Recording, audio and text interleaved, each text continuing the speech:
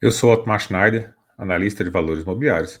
No vídeo de hoje, a gente vai falar sobre um tema bem interessante para o investidor: dominando o ciclo de mercado, como ter sucesso nos investimentos. E se você gosta desse tipo de conteúdo e gostaria de aprender a investir melhor, aqui embaixo você vai encontrar link para os meus relatórios de fundos imobiliários, relatório de FIP e de FIINFRA e também para a nossa comunidade do YouTube. Vamos lá para o nosso vídeo.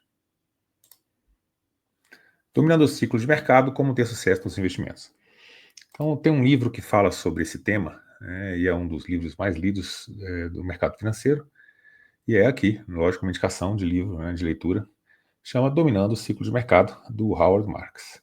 Então ele é um livro que fala sobre os ciclos de mercado, e os ciclos de mercado eles são extremamente importantes, né, que você entenda como eles funcionam para que você seja um bom investidor, né? Então eu aconselho bastante a ler o livro, e eu vou falar em linhas gerais, né, o que o livro fala, né, e fazer a conclusão aqui rapidamente nesse vídeo, que é justamente para a gente falar sobre esse tema e apresentar o livro para vocês. Então é um dos livros que devem ser lidos, né, por todos os investidores de longo prazo. O Howard Marks, ele é um gestor, né, ele escreve alguns memorandos, e esses memorandos são muito famosos, o pessoal gosta bastante dos memorandos que ele escreve, ele é um cara muito coerente, e é um dos grandes nomes do mercado financeiro mundial, né? Ele tem 70 e poucos anos de idade, passou a vida inteira no mercado financeiro, e esses memorandos eles são lidos por todos lá no mercado, inclusive pelo Warren Buffett. O Warren Buffett ele fala que a primeira coisa que ele faz quando ele vê que tem um memorando, né, do Howard Marks na caixa de entrada, ele vai lá ler. Então, se é o maior investidor de todos os tempos, lê. Então, todos deveriam ler também, né?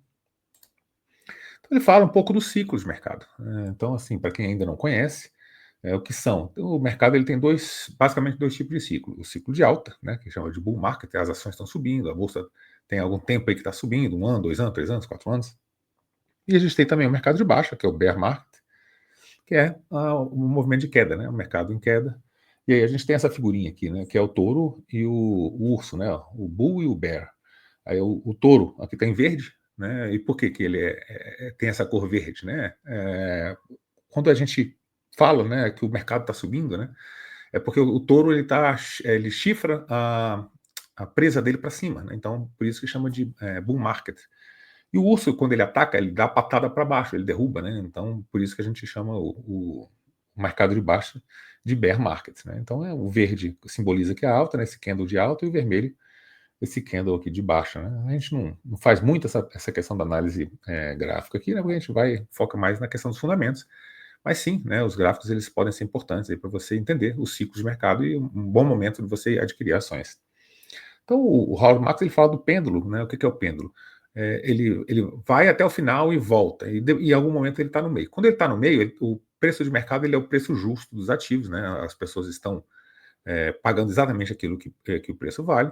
E quando o mercado está em alta, as pessoas estão eufóricas, né? Estão pagando muito mais caro do que vale, assumindo muitos mais riscos. E quando o pêndulo ele volta, né, vai para o mercado de baixo, as pessoas estão desesperadas, querem vender os ativos, né? O que eu estou fazendo aqui? Renda variável está pior do que renda fixa, né? Então muita gente fala isso, mas justamente porque não passou pelo ciclo de mercado, não entende sobre o mercado, né? Então compara renda fixa com renda variável. O retorno esse ano a renda fixa está melhor do que a renda variável, né? Então, é a pessoa que ainda não aprendeu, né, como é que investe, principalmente por longo prazo. Então, mas o que a gente tem, né, com relação à Bolsa de Valores? Não há certeza nenhuma para o futuro. A gente tem tendências, né, ou seja, uma determinada tendência que você não consegue prever, mas você pode se preparar para ela. Então, assim, o mercado, a gente está vindo no mercado de baixa já tem um bom tempo depois da pandemia. Então, assim, a gente está se preparando para uma hora o mercado de alta vir. Então, você está comprando bons ativos em um determinado momento. Então, você consegue se preparar, mas você não sabe quando que vai vir, né, o próximo mercado de alta ou o próximo mercado de baixa. E aí, né, nisso tudo, as emoções do investidor elas acabam influenciando bastante aí no ciclo de mercado. Os investidores, eles não são racionais o tempo todo, né? O investidor só é racional quando o pêndulo está no meio, né? Quando o pêndulo for para um lado ou quando o pêndulo for para o outro lado, os investidores eles não estão sendo racionais, ou estão sendo muito eufóricos, né? Ou estão sendo muito gananciosos, ou estão tendo muito medo, né? Ou tem ganância ou tem medo. Um dos dois ali o investidor está sendo, né? Então os investidores são dominados por esses sentimentos, né, de ganância e de medo. No ciclo de alta, né, tem a ganância, as pessoas normalmente elas têm mais tolerância ao risco. O preço da ação está subindo bastante, tal, não, mas você vai subir para sempre.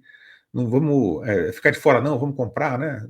Tenho medo de ficar de fora, que é o FOMO, que a gente chama, Fear of Missing Out. Não, todo mundo comprando, tem que comprar, ninguém pode ficar de fora. E o contrário, né, o ciclo de baixa, está todo mundo desesperado, vendendo, isso aqui não presta, né? Se eu tivesse investido na renda fixa, estava melhor, né? Então você tem tolerância ao risco, vende seus ativos, vai para renda fixa. E é isso que está acontecendo agora aqui no Brasil, né? As pessoas estão vendendo ativos de renda variável, o investidor de fora, ele está tirando dinheiro da bolsa, né? A gente vê cada dia mais a bolsa caindo, as pessoas falando, renda fixa, renda variável não presta, essa coisa toda, porque realmente é o sentimento que o mercado passa. E as pessoas, quando elas são mais novas, que não viveram vários ciclos de mercado, né, elas vão ter o mesmo sentimento que todas as pessoas têm, é normal. Então, são diversos tipos de ciclo que ele cita no livro dele, né?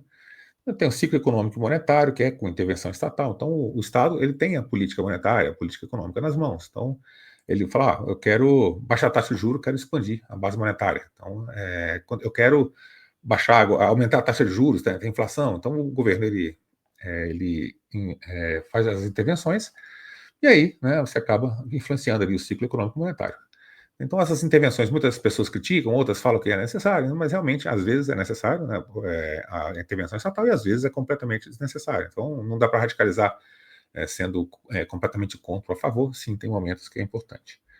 E tem, né, a questão do ciclo de lucros. O PIB está crescendo, o lucro das empresas está crescendo, e isso aqui faz parte do ciclo também. Tem o ciclo de crédito, esse é o ciclo mais volátil que tem, né? Então a gente tem o dinheiro, né, que está depositado no banco, e tem o crédito, que é muito maior do que a quantidade de dinheiro que está depositado no banco.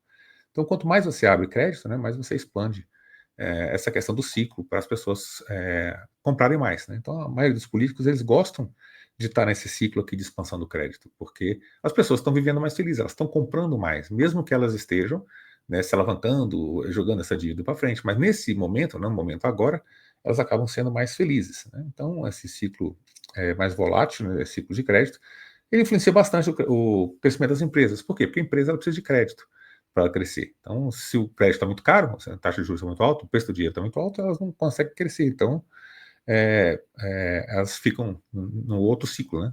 E as empresas, né, normalmente, elas rolam dívidas, elas não têm uma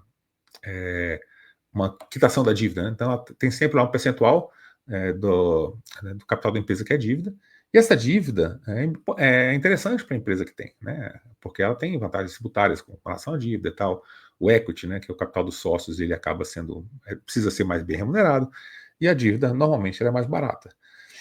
Então, as empresas elas acabam rolando essas dívidas. Só que quando você tem um aperto monetário, você tem uma subida de taxa de juros, lógico que a dívida fica mais cara, as empresas acabam, né, se apertando bastante nesses ciclos. Você tem também o ciclo imobiliário, né, entre os outros ciclos aqui, é um ciclo que trabalha também com alavancagem financeira, então ele precisa, né, pegar dinheiro emprestado para poder concluir uma etapa de uma obra para depois receber, né, depois de 2, 3, 4 anos aí que está construindo, ou seja, que foi entregue. Então é um ciclo longo, né, o ciclo imobiliário é longo, você demora, sei lá, 5 anos para construir um prédio de luxo, um shopping center, demora bastante tempo, tem a aprovação dos projetos, tem essa coisa toda. Ele pode mudar o ciclo na entrega. Então, está muito bom quando você começa a construir, daqui 3, 4, 5 anos está em crise. Aí você está entregando ali os imóveis em crise, e por isso que muita gente não gosta desse setor, que é um setor muito cíclico, o setor imobiliário, para investir. Mas ele tem sim boas oportunidades. Como identificar os ciclos, né? Ciclo de alta é fácil da gente perceber, né? É um mercado eufórico, está sempre boa notícia na televisão, taxa de juros está baixa, a bolsa está em alta. Então, quando está tudo bem, né, só boas notícias, a gente está no ciclo de alta. Então, o ciclo americano agora, né, a gente está num ciclo de alta americano. Tem 10 anos que a bolsa está subindo, o dólar batendo recorde, e todo mundo falando, agora vai, as empresas estão tendo lucro recorde, né? Então, o mercado americano, por exemplo, é um mercado que está em alta. E o ciclo de baixa é o exemplo do mercado brasileiro. Então, o mercado está depressivo, tem notícias ruins, as taxas de juros estão altas, a bolsa está em queda, né? Então, esses aqui são alguns. Lá no livro do Marx, ele fala um monte, né, de formas de você identificar os livros, os ciclos, e é por isso que você deveria ler. Esse aqui é só um resumo, né, para quando você consegue identificar ciclo de alta e ciclo de baixa. E aí tem, né, aqui uma figurinha que é bem famosa com relação a isso, né? Então, quando você está no ciclo de alta, você tem otimismo, entusiasmo, emoção e euforia, né? Só que quando você está eufórico, é o ponto de maior risco do ciclo, quando você está pagando mais caro pelos ativos. E aí ele começa a cair, você está na negação, ansiedade, e começa a ficar com medo. Caiu muito, passou de onde você investiu, entra depressão, pânico, desânimo completo, né? E é isso que as pessoas sentem, né? Por isso que eu falei que é completamente normal as pessoas novas sentirem esse tipo de sentimento.